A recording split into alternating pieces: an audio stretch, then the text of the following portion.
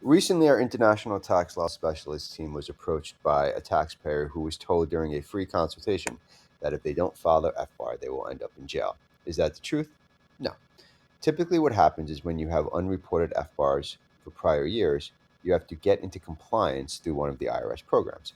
The IRS develops various programs to assist taxpayers with getting into compliance.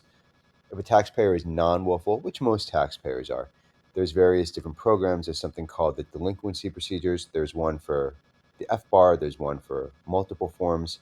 There's the streamlined procedures, the domestic and the foreign. They're both for offshore accounts. It's just domestic means you live in the U.S. Foreign means you're a foreign resident. There's also reasonable cause. If a taxpayer is willful, they would do the voluntary disclosure program, and even then, the idea behind that program is if you submit to that program and you did something criminal, then 99% of the time you're going to avoid any criminal liability.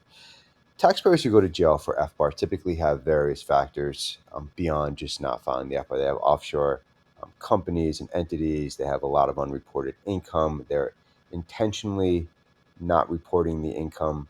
Uh, Things like tax fraud, tax evasion, money laundering, things of that nature. But just simply not filing your FBAR, you should get into compliance because if you don't file it and the IRS finds you and you get audited and they think you did something criminal, it could lead to potential criminal implications. But 99% of the time, as long as you do one of the amnesty programs, you will be fine.